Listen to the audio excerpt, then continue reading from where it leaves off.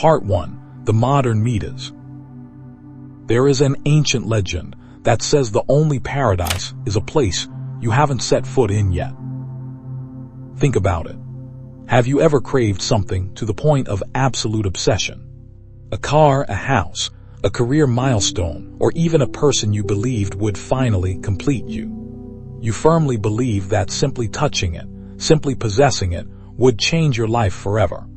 You imagined a version of yourself that was finally happy, finally whole. But then, the moment you actually hold it in your hands, just a few hours or days later, what you feel isn't eternal bliss. It's a terrifying, hollow emptiness. Why does the reward of victory taste so bland, like a piece of dry junk food? This video won't teach you how to succeed. It will do something much more dangerous. It will decode a cruel, systemic flaw in the human brain that causes people to continue suffering even when they have everything. If you watch until the end, I'm going to give you a quantum ritual to hack back into that very system. Welcome to the naked truth about dopamine and the ego. Welcome to the laboratory of the mind. Body content, the tragedy of the golden touch. Let's begin with a fairy tale, but a version for the disillusioned adult. You're familiar with the legend of King Midas. He was granted a miraculous power by the gods. Touch anything, and it turns into gold. For centuries, we've told this story as a simple lesson about greed. But today, I want you to see it as a tragedy of human existence. Try reimagining that story. Instead of an ancient king, our Midas is a 35-year-old CEO, or perhaps he is a reflection of you.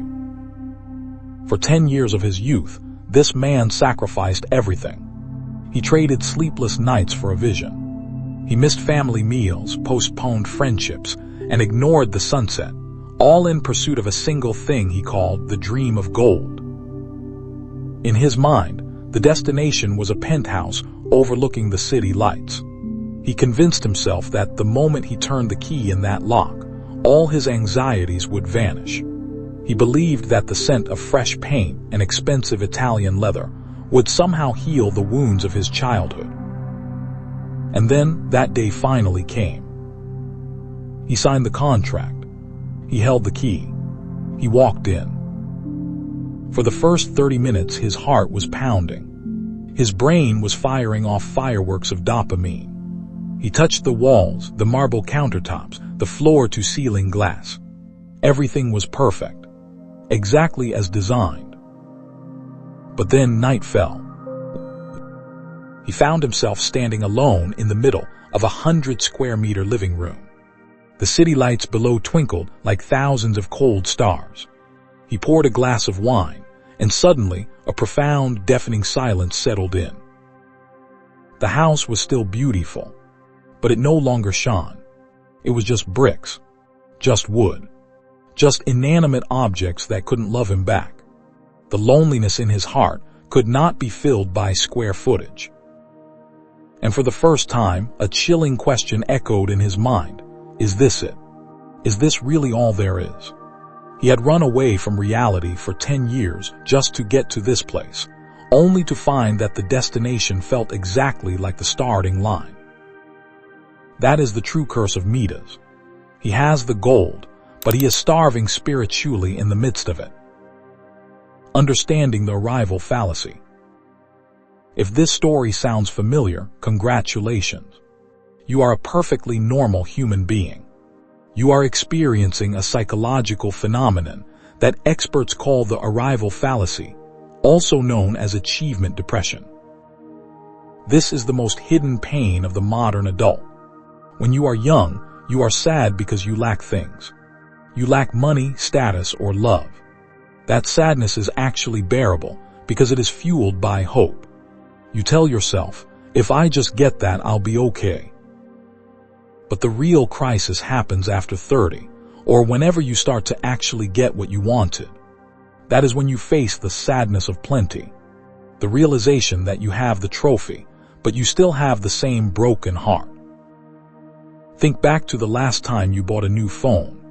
You watched reviews for weeks. You imagine how your life would be better, how your photos would look like art. But 2 weeks after buying it, the magic evaporated. It reverted to being just a communication device. You toss it on the bed. You don't care about the scratches anymore. Why does the brain trick us so badly? Why do we spend a year pursuing a goal, only for our feelings to cool down the second we achieve it? Are we just ungrateful, fickle? Or is there a deeper, more quantum reason for this emptiness? The truth is, your brain wasn't designed for your happiness. It was designed for your survival. And to survive, it can never allow you to be satisfied for long. If our ancestors felt enough after one good meal, they would have been eaten by predators while they were busy gazing at the clouds. Dissatisfaction is the engine of the human species. But here is the catch. You are suffering not because you failed. You are suffering because you are operating exactly as nature designed you to. So, is life just a giant treadmill? Do we have to give up everything and live in a cave to find peace? No. We don't need to reject the material world. We need to perform a mental surgery on how we perceive it. In the next part, we're going to step into the cold, sterile lab of neuroscience to meet the mastermind behind your misery. We're going to talk about dopamine not as the happiness hormone, but as the chemical of more. Part 2, the biological sabotage. To understand why a billionaire can stand on his private balcony and still feel like a ghost of a man, or why you feel a sudden, cold emptiness after receiving a long-awaited promotion, we must perform a delicate surgery on your perception. We need to unmask the mastermind behind every insane desire you've ever had. His name is dopamine. Body content, the great hoax. For decades, modern society has injected a very specific, very potent lie into your consciousness. They've sold you an equation that sounds perfect on paper, but functions like a poison in reality. They tell you that if you buy that luxury car, dopamine will flood your system, and you will finally be happy. They promise that when you reach that high-ranking title at work, your dopamine levels will skyrocket, and you will finally feel fulfilled. But in the cold, hard world of neuroscience, this is the hoax of the century.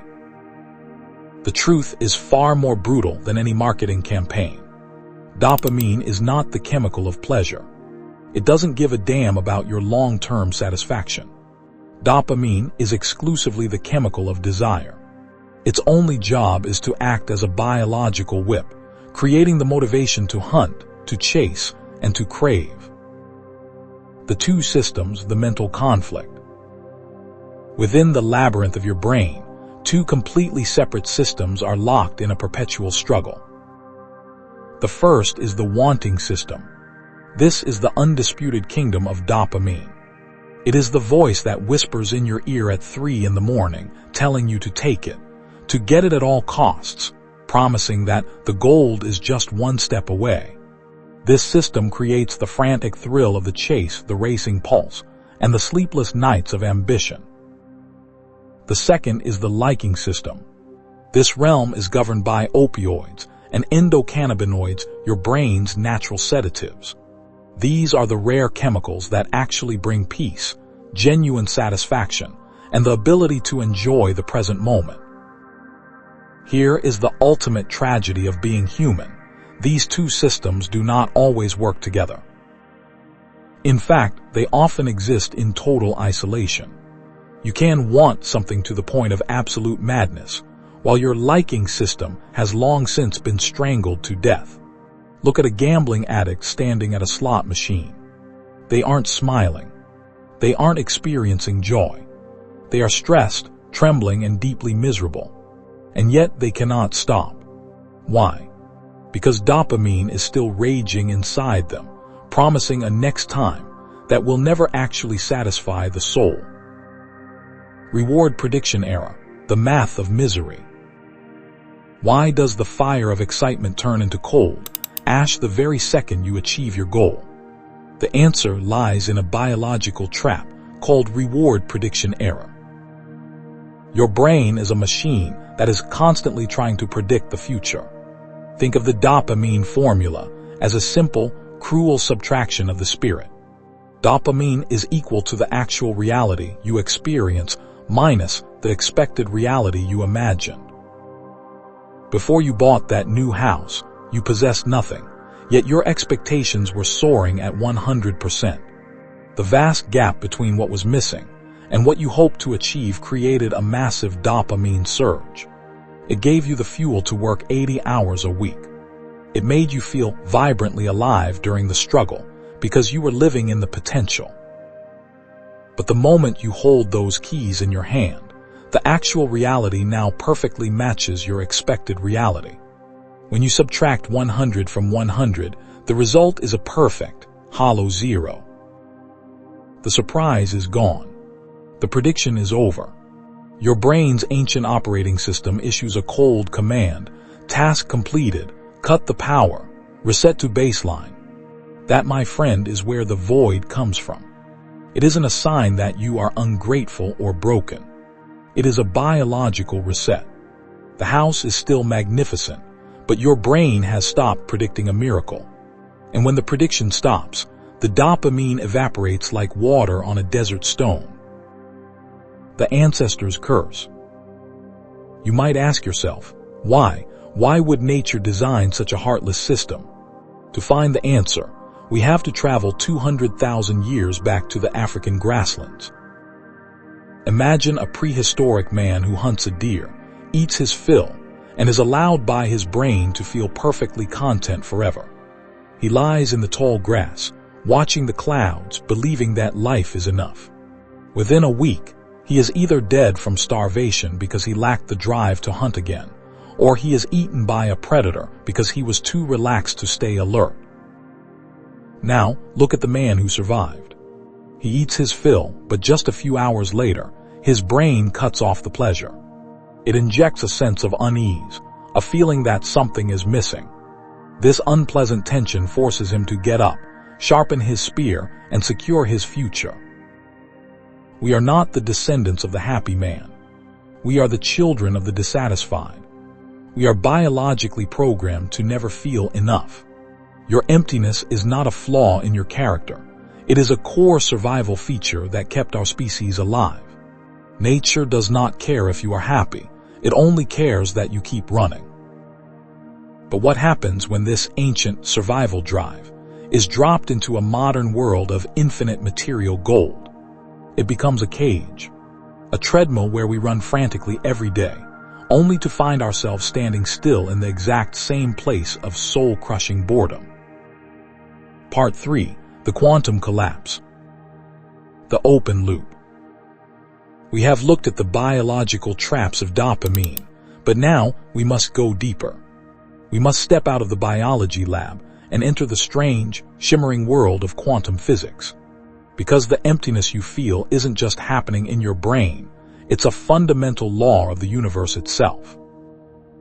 Have you ever wondered why the idea of a person is often more beautiful than the person standing right in front of you? Why the plan for a vacation feels more electric than the vacation itself? To understand this, we have to talk about a concept that will change the way you look at every object you own: the collapse of the wave function. Body content, the magic of the spinning coin. Imagine a coin spinning wildly on a mahogany table. While it is spinning, I ask you a simple question: is it heads or is it tails? In the language of quantum mechanics, the answer is neither and both. While that coin is in motion, it exists in a state of superposition. It is a blur of possibilities, a shimmering cloud of potential. At this moment, the coin is not a fixed piece of metal. It is a probability wave. It represents every possible outcome simultaneously. It is, in a sense, infinite. The human mind is deeply, hopelessly addicted to that spinning state. Think about the early stages of a romance. You've met someone new. You don't know their flaws yet. You don't know their political views, their morning breath, or how they act when they're stressed. Because the future is undefined, your mind fills that space with perfection. In your head, this person is the one. They are a spinning coin of infinite potential. They are a wave of possibility that contains every dream you've ever had. But then, the moment of possession arrives. The collapse into reality. The act of pursuit, the working, the saving, the flirting is you watching the coin spin. But the act of achieving is the moment you reach out your hand and slam it down hard on that spinning coin to make it yours. Boom. The spinning stops. The blur of possibilities vanishes. The wave function collapses. Now the coin is just a cold, motionless piece of metal lying on the table. It is either heads or it is tails. It is no longer everything. It is now only one thing. This is the most painful lesson that quantum physics has to offer the human heart. Reality is always poorer than its potential. When you finally buy that sports car you've wanted for 5 years, you are murdering its potential. Before you owned it, that car was a symbol of freedom, status, and a brand new life. It was a wave. But the moment it sits in your driveway, it collapses into a particle. It becomes a physical object governed by the laws of decay. It gets scratches. It requires oil changes. It takes up space. You aren't disappointed because the car is bad. You are disappointed because you traded the infinity of imagination for the finitude of physics. You've spent your life's energy buying the lifeless body of a wave that used to be a dream. The multiverse of regret. But the quantum tragedy goes even deeper.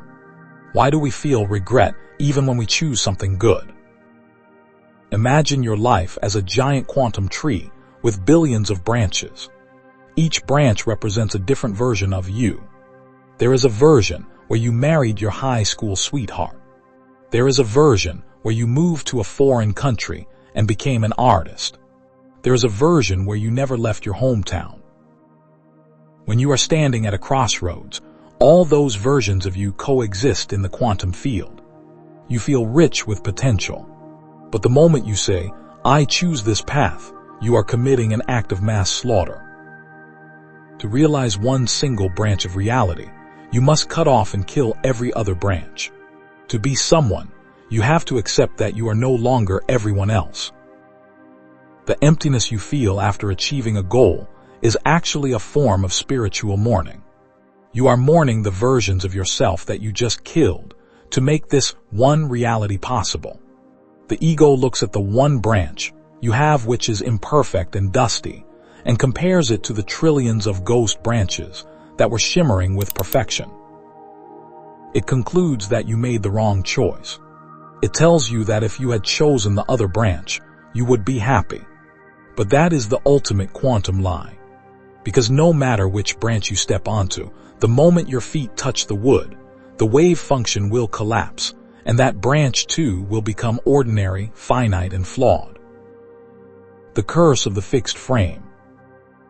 Most people live their lives trying to collect as many collapsed coins as possible. They want the fixed house, the fixed marriage, the fixed bank account. They want everything to be settled. But they don't realize that settled is another word for dead in the quantum world. The excitement of life lives in the vibration, in the uncertainty, in the state where the coin is still spinning. When you define your life by your possessions, you are surrounding yourself with a graveyard of collapsed waves. You are living in a museum of things that used to be possibilities. Look around your room right now. Every object you see was once a wave of excitement in your mind. Now it is just matter. It is a frame. It is a boundary. And your soul, which is quantum by nature, feels suffocated by these boundaries. We are infinite beings trapped in a world of finite objects. We crave the spinning coin, but we keep grabbing it to make sure it doesn't fall, not realizing that the grabbing is exactly what kills the magic. So the question remains, how do we live in this physical world without killing the wonder? How can we keep the coin spinning even after we've won the prize? To find that answer, we have to move beyond physics and into the darkest corner of the human psyche. We have to find the one who is doing the grabbing. We have to confront the ego. Part 4. The ego's masquerade. We have blamed the dopamine in our veins and the quantum laws of the universe. But let's be honest, those are just the tools. To find the real culprit, you must stop looking at the laboratory and start looking in the mirror. We need to talk about the monster that lives in your eye. Its name is the ego. For years, you've been told that you are a materialistic person. But I'm here to tell you that is a lie. If you were truly materialistic, you would love the object itself. You would love that expensive Italian leather bag for the scent of the hide, the precision of the stitching, and the way it feels against your skin. And if that were all, you would be happy with that bag for 30 years. But what is the truth? You get bored with it after just 3 weeks. That proves one thing very clearly. You don't love the item. You don't even love matter. So, what are you actually in love with? Body content, identity addicts. The psychoanalyst Jack Lacan hit the root of this problem with a terrifyingly accurate insight. He suggested that human desire is never directed at the object itself. Instead, it is directed toward the idealized image of yourself that the object promises to deliver. You don't want the Porsche. You want to become the person who owns a Porsche. When you sign that contract for a luxury car, you aren't buying a block of metal, rubber, and glass. You are buying a personal identity kit. You are buying the feeling of being successful, the feeling of being superior, the feeling of finally having won the social game. The car is just a prop in a play where you are the protagonist. We are not materialistic people. We are identity addicts. We use objects, titles, and relationships as bricks to build a fragile statue of ourselves that we hope the world will admire. The item was never the goal. It was just a key that you hoped would unlock a better version of you. The hollow core. But here is where the tragedy becomes a horror story. The ego is formed from a sense of deficiency. From the moment you were a child, you carried a vague, haunting feeling that you were not enough. Not strong enough, not beautiful enough, not loved enough. You grew up with an invisible void in the center of your chest, and you spent your entire life trying to fill that void by throwing things into it. Dopamine whispers to you, there it is. That promotion is the final piece. Just get it and the hole will be gone. You will finally be complete. And you believe it. You work until your eyes burn. You sacrifice your health. You finally get the title. You step into the corner office, sit in the expensive chair, and wait for the miracle. You wait for the old you, the one full of fear, insecurity, and self-doubt to evaporate. But the miracle never happens.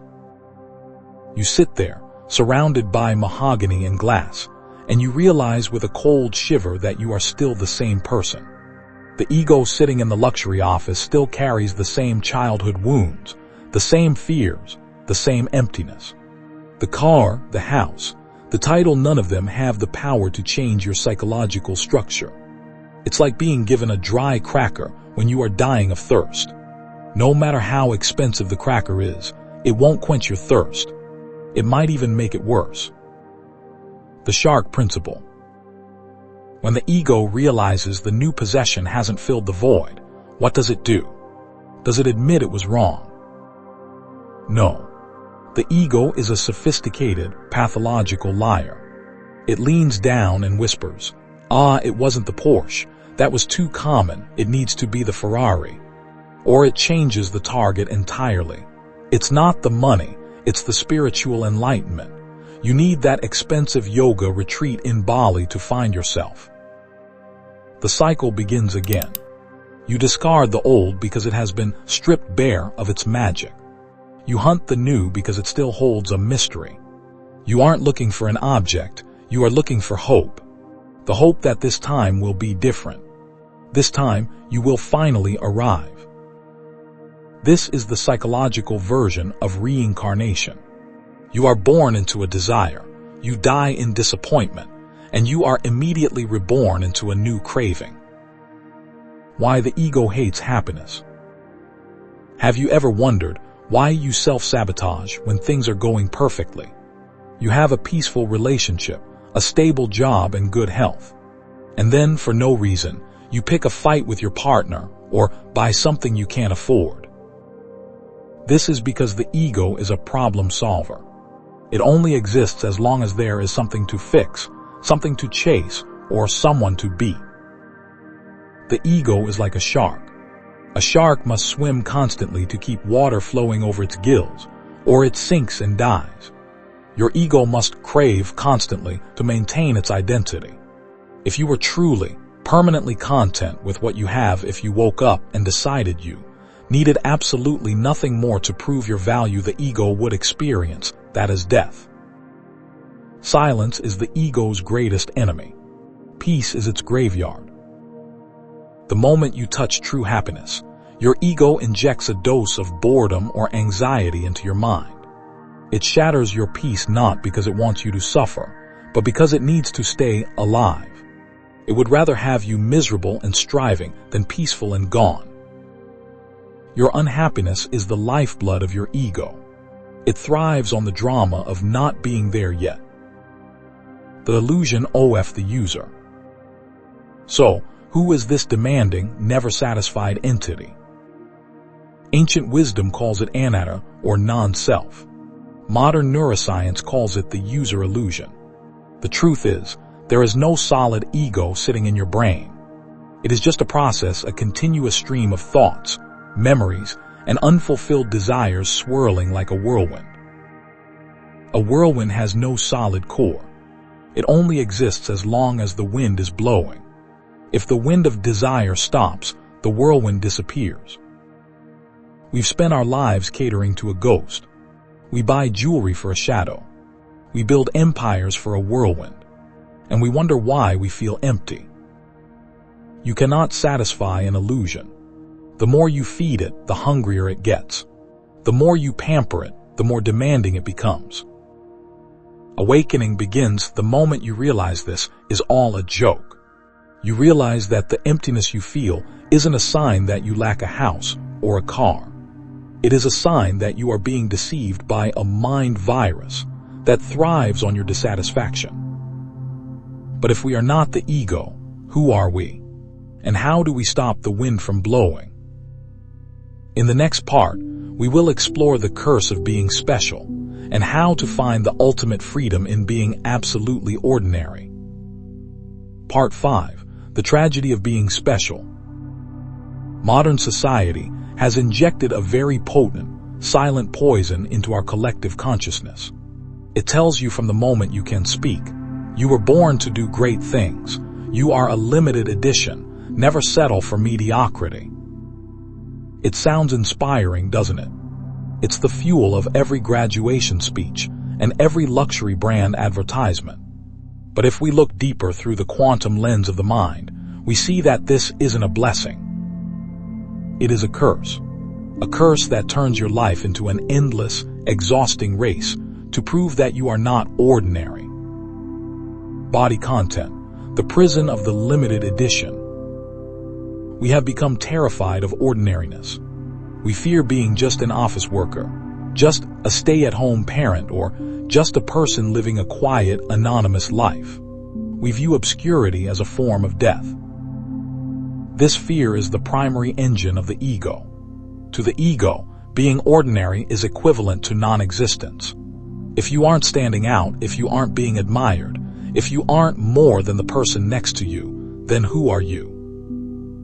This drive forces you to buy things you don't need, to check in at high-end locations you don't even enjoy, and to curate a digital life that looks like a masterpiece while your real life feels like a mess.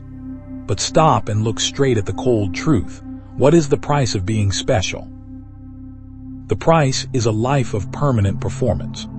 It is the exhaustion of wearing a mask 24 hours a day, 7 days a week. It is the crushing pressure to maintain an image of success, that requires constant maintenance, constant upgrades, and constant validation from strangers. The ego craves specialness, but your soul, the deeper, silent part of you, is screaming for ordinariness. Nature's silent lesson. Look at the universe around you. Does a tree in the middle of a forest strive to become the greatest tree? Does it look at the oak next to it and feel like a failure because its leaves are a different shade of green? No. It simply stands there, photosynthesizing, breathing, and radiating shade. It exists in its suchness.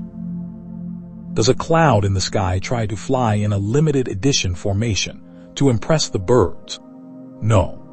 It drifts with the wind, it dissipates. It fades away into nothingness without a single moment of regret. All things in the natural universe live in a state of normalcy. Only humans are frantically trying to be different. It is this very effort to separate yourself from the flow of life, to stand on a pedestal higher than the crowd, that inadvertently severs the connection between you and the actual experience of living. When you strive to be special, you are essentially saying that the present moment as it is not enough. You are saying that you, as you are not enough. The freedom of failure. Ultimate happiness does not lie in adding more titles, more awards, or more zeros to your bank account. Ultimate happiness lies in the radical, terrifying courage to remove those titles. Imagine, just for a moment, a day where you allowed yourself to fail. A day where you accepted that it is perfectly okay if your car is old and dented. It is okay if your job doesn't make people gasp with envy at dinner parties. It is okay if you are forgotten by the history books. The moment you let go of the burden of having to be someone, a miracle occurs: freedom. When you are no longer performing for an audience, you can finally start living for yourself. You no longer have to strain your nervous system to nurture the monster of the ego. The energy that was once consumed by comparison, envy, and the fear of being average is suddenly freed. And in that space, you begin to see the staggering beauty in the tiny things you once scorned. A home-cooked meal that isn't Instagram-worthy but tastes like love. A quiet afternoon watching the rain. The feel of an old, worn-out t-shirt that has been with you through a decade of memories. The wisdom of the chipped bowl. The Japanese have a profound philosophy for this called wabi-sabi. It is the art of finding beauty in imperfection, impermanence, and the incomplete. In the West, we want everything to be polished, symmetrical, and brand new. We want the synthetic diamond that stays the same forever. But the Japanese cherish a bowl that is chipped and repaired with gold. They find value in a moss-covered stone or a weathered wooden gate. Why? Because those things have souls. They have weathered the storms of time. They have lived. Your life is the same. Your scars, your failures, your aging body, and even your moments of profound boredom, these are not faults to be hidden. They are the authentic texture of your existence. They are what make you real, rather than a plastic imitation of a successful person. Don't try to polish your life until it is a cold, sterile diamond. Let it be rough. Let it be uneven. Let it be authentic, like a pebble lying quietly at the bottom of a mountain stream. The reversal of values. We have been taught that more is the answer to empty. But as we've seen, more is actually what creates the empty. The more you have to protect, the more you have to lose. The more special you become, the more isolated you feel. When you embrace ordinariness, you reconnect with the rest of humanity. You realize that your struggle is the human struggle. Your emptiness is the human emptiness. And in that connection, the loneliness of the ego begins to dissolve. You no longer need a skyscraper to feel tall. You no longer need a sports car to feel fast. You realize that you are already part of the most exclusive club in the universe, the living. We have traveled through the biological traps of dopamine, the quantum collapse of our dreams, and the masquerade of the ego. We have reached the point where the old world, the world of chasing and craving, is starting to look like a fever dream. But how do we practically live this out? How do we stay in the world but not be owned by it? How do we hack the system so that we can enjoy our coffee as much as we once enjoyed the idea of a kingdom? In the next part, we are going to perform matrix surgery. We are going to learn how to switch the fuel of your brain from the volatile explosion of dopamine to the steady, peaceful glow of serotonin and oxytocin. It's time to stop running and start arriving. Right here. Right now. Part 6. Matrix Surgery Switching Fuel. We have reached a critical junction in our journey. You now see the bars of the cage. You understand that biology, physics, and your own ego have conspired to keep you on a treadmill of eternal dissatisfaction. But seeing the matrix is not the same as leaving it. To escape, we must talk about the fuel. For your entire life, you have been running on dopamine fuel. Dopamine is like nitrous oxide in a racing car. It's high octane, it creates a massive explosion of energy, and it evaporates almost instantly. It only burns when you are stepping on the gas pedal toward a future destination. The moment the car stops, the flame goes out. This is why the joy of a win is so short-lived. To find a happiness that doesn't rot, you need to switch to a different fuel, one that is cleaner, smoother, and completely independent of achieving anything new. Body content, the biochemical trinity. In the laboratory of your mind, there are 3 other chemicals that modern society has taught you to ignore. These are the chemicals of the here and now. First, there is serotonin. Unlike dopamine, which screams more, serotonin whispers this is enough. It is the chemical of status, but a different kind of status, the feeling of being safe, respected, and at peace in your own skin. Second, there is oxytocin, the chemical of connection. Dopamine wants to possess a person. Oxytocin wants to belong with them. It is the warmth you feel when you hold a hand or share a deep truth. Third, there are endorphins, the natural mask for pain that leads to a state of flow. The secret to hacking the matrix is this. You do not need to achieve a single new goal to activate these chemicals. You only need to change the frequency of your interaction with what you already possess. The mindful consumption hack. Let's perform a small experiment right now. Think about how you usually drink a glass of water or a cup of coffee. Most of the time, you are consuming it while looking at your phone or thinking about your next meeting. You are drinking the water to be done with the thirst. You are treating the water as a means to an end. At that moment, you are in dopamine mode, chasing the completion of the act. And because the act is trivial, the reward is 0. Now, imagine doing it differently. Pick up the glass. Feel the weight of it. Observe the way the light refracts through the liquid. Take a small sip and hold it in your mouth for 5 seconds. Feel the temperature on your tongue. Feel the sensation as it slides down your throat. In those 10 seconds, you have performed a miracle. You have shut off the dopamine valve and opened the serotonin valve. You are no longer consuming, you are experiencing. You are teaching your brain a revolutionary lesson. The joy is not in finishing the drink. The joy is in the act of drinking. You have moved from the destination to the journey, becoming a tourist in your own life. Why is it that when you travel to a foreign city, you find a rusty street lamp or a narrow alleyway beautiful enough to photograph?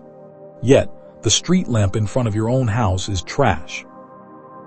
The objects are the same, only your eyes are different. As a tourist, your brain is in discovery mode. You have no habit there, so you look at everything as if it's the first time. You see potential in the ordinary. But when you are at home, your brain switches to habit mode. It labels everything as old, known, and boring. The moment you label something, you stop seeing it. The solution to your emptiness is not to fly to Tokyo or Paris. The solution is to become a tourist in your own bedroom. Tomorrow morning, when you wake up, look at the person lying next to you as if you've just developed amnesia. Forget their name. Forget their flaws. Look at the curve of their eyelashes. Listen to the rhythm of their breath. Ask yourself, who is this miraculous biological entity sharing space with me? Touch the handlebars of your car or your motorcycle and feel the texture of the metal as if it were an ancient artifact from a lost civilization. When you remove the labels of mine and old, the matter begins to vibrate again. Curiosity is reactivated. This is not the dopamine of craving. This is the dopamine of wonder. The shift from character to player. To truly hack the matrix, you must master the ultimate psychological shift, moving from the character to the player. For years, you have believed you are the character inside the game of your life. The character is always lacking. The character is afraid of losing money, afraid of getting old, afraid of being shamed. The character is stressed because they think the game over screen is the end of everything. But you are not the character. You are the player holding the controller. The player is sitting outside the screen. The player watches the character fall, fight, win, and lose, but the player remains intact. When the character fails a level, the player doesn't cry, they learn. They find it interesting. When you start to detach your identity from your life story, something strange happens. You still go to work. You still earn money. You still love and experience disappointment. But you are no longer bound by the outcome. Having the car is fine. Losing the car is also fine. It's just a plot point in the character's journey. This is what the ancient masters called non-attachment. It's not about having nothing. It's about nothing having you. Surgery completion. By switching your fuel and your perspective, you are effectively rewriting the code of your reality. You are no longer a victim of the arrival fallacy, because you are no longer trying to arrive. You are already here. You have transformed your living room into a cathedral, and your ordinary day into a sacred ritual.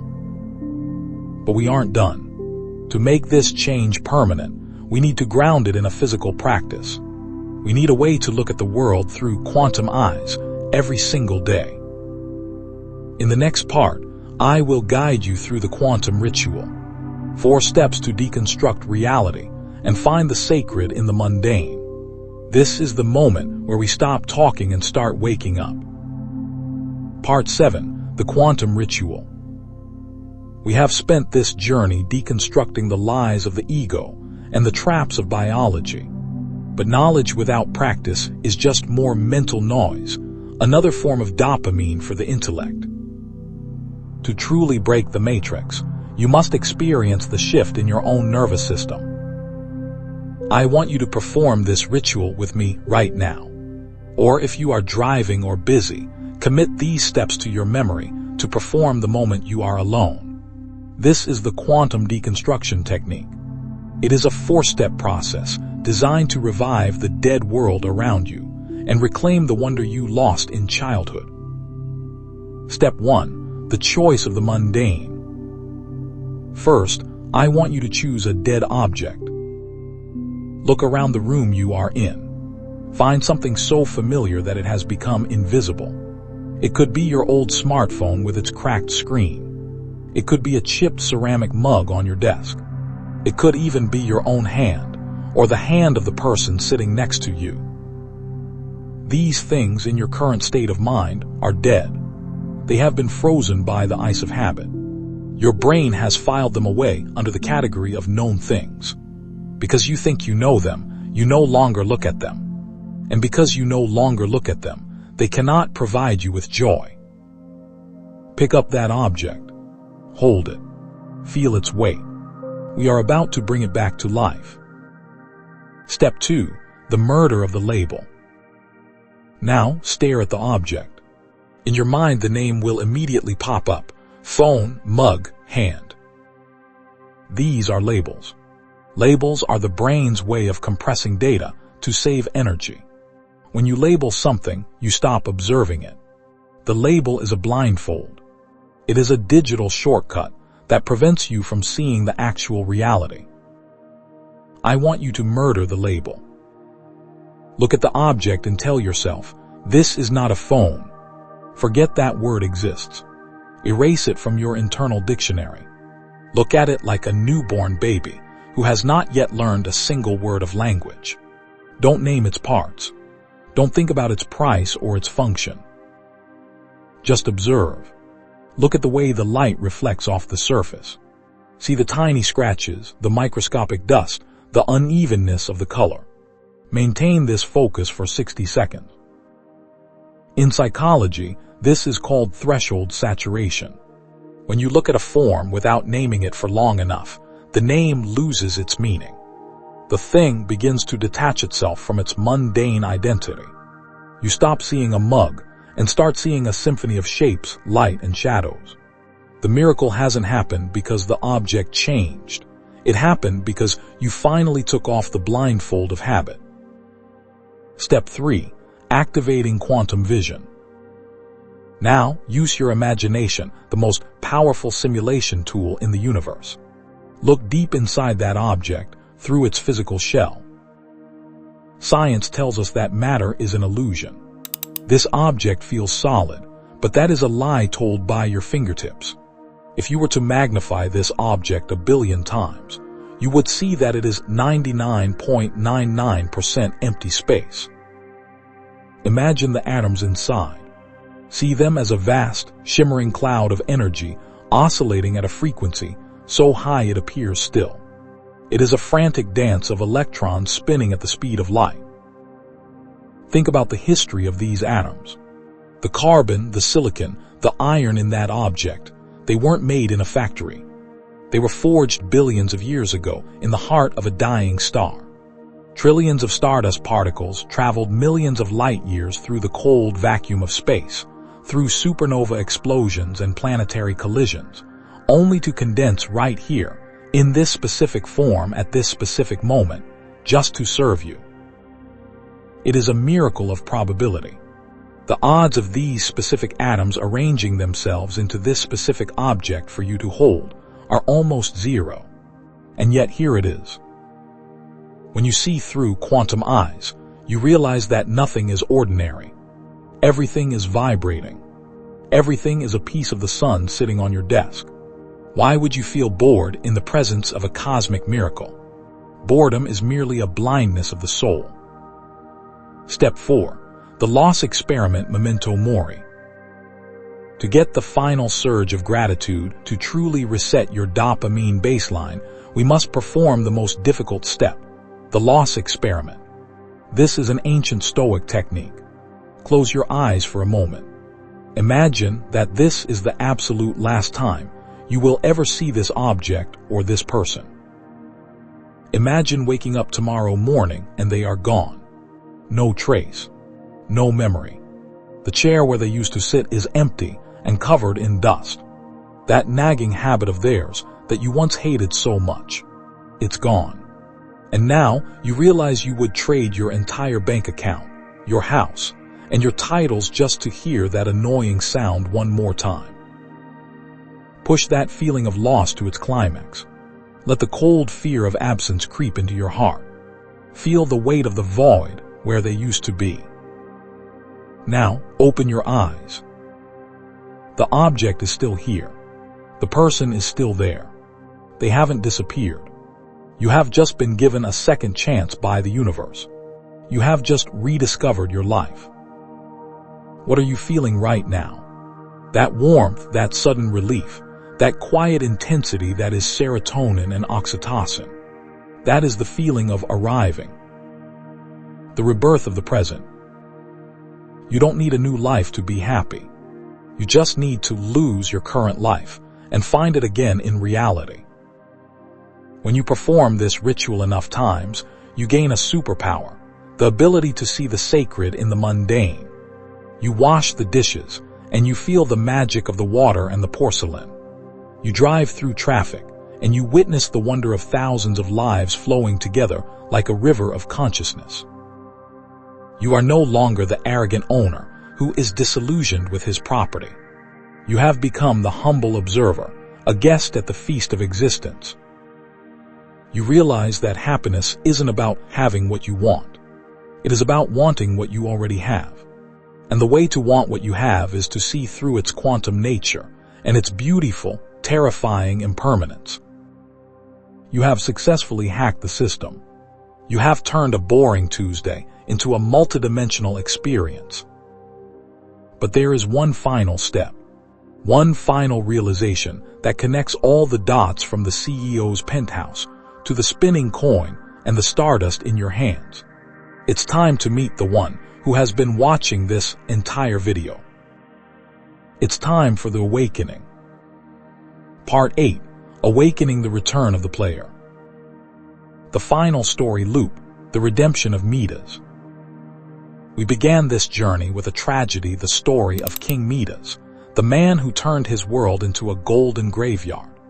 For centuries, we have looked at Midas and seen a man blinded by greed. But now, after everything we have explored, from the dopamine receptors in your brain to the collapsing wave functions of the universe, I want you to see Midas differently. Imagine Midas at the very end of the legend. He is sitting in a palace of pure, shimmering gold. His food is gold. His bed is gold. Even the daughter he loved more than life itself has been transformed into a cold, motionless golden statue. In that moment of absolute wealth and absolute despair, Midas doesn't wish for more gold. He doesn't wish for a bigger palace or a higher title. He falls to his knees and begs the gods for one thing, and one thing only, to have the ordinary back. He craves the sour taste of a real grape.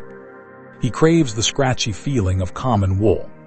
He craves the warmth of human skin that can bruise, age, and die. He realizes that the curse wasn't that he couldn't have what he wanted. The curse was that he could no longer experience the impermanence of life. By turning everything into gold, he had made his world permanent. And in doing so, he had removed the vibration. He had killed the quantum spin. He had made his reality a settled fact, and a settled fact is a dead thing.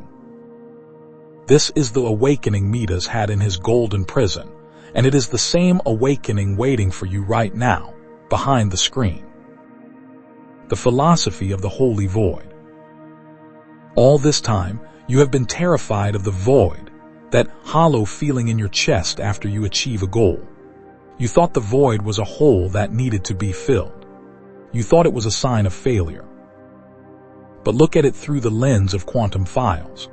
In physics, the vacuum is not nothing. The vacuum is a state of infinite potential energy. It is the space where all waves exist before they collapse into particles. The emptiness you feel is not a lack of things. It is the presence of space. The ego hates space. The ego wants to fill every second with noise, every room with furniture, and every life with achievements. It wants to clutter your consciousness so that you never have to face the silence. Because in the silence, the ego cannot exist. But your soul, your true awareness, loves the space. The space is where you are free. The space is where you are not a CEO, a failure, a husband, or a stranger. In the space, you are simply the observer. When you feel that emptiness after buying the car or getting the promotion, don't run from it. Don't go looking for the next carrot to chase. Instead, sit with the emptiness. Breath into it. Realize that for the first time in years, the noise has stopped. The coin is spinning again. You have returned to the state of pure potential. The void is not your enemy. The void is your home. The architecture of the player. Now, let's talk about how you return to the world. Because awakening doesn't mean you stop living. It doesn't mean you stop earning money or enjoying a beautiful home. It means you change your relationship with the game. Most people are NPCs, non-player characters in their own lives. They follow the pre-programmed script of society. Go to school, get the job, buy the house, chase the dopamine, feel the emptiness, repeat until death. They are driven by the code of their biology and the pressure of their ego. But when you wake up, you become the player. A player knows the game is an illusion. When a player plays a video game, they might work very hard to level up their character. They might feel a thrill when they win a battle, but they never forget that they are sitting on a couch holding a controller. They don't have a heart attack when the character dies, because they know they are safe outside the screen. This is the secret to a life of abundance without suffering. Drive the luxury car, but drive it like a player. Enjoy the speed, the smell of the leather, the engineering. But do not let it become your identity. Do not let it be the thing that makes you valuable. If the car is stolen tomorrow, the player says, "Interesting, a new plot twist in the game. I wonder what happens next." Love your partner with everything you have, but love them like a player. Know that they are a temporary miracle of stardust, just like you. Enjoy the vibration of your connection, but do not try to possess them, because possession is the act that collapses the wave and kills the magic. When you live as the player, you are no longer a victim of the arrival fallacy. Why? Because a player knows that the point of a game is not to reach the end screen. If you reach the end screen in the first 5 minutes, you would ask for your money back. The point of the game is the gameplay. The point of life is the living. The quantum legacy, beyond the mirror. We are living in a time of great noise. The world is a dopamine matrix, designed to keep you in a state of permanent hunger. It wants you to feel small so that you will buy something to feel big. It wants you to feel ugly so that you will pay to feel beautiful. But you have seen the code now. You know that no matter how much you add to yourself, the ego will never say enough. The only way to win the game is to realize that you are already the prize. You are the awareness that witnesses the dopamine rise and fall. You are the consciousness that watches the wave function collapse. You are the stardust that has become sentient enough to look back at the stars. You don't need to awaken into a different person. You just need to awaken from the dream that you were ever less than the entire universe. Every morning you have a choice. You can wake up and put on the Midas mask, the mask of the striver, the craver, the one who is never enough. Or you can wake up and perform the quantum ritual.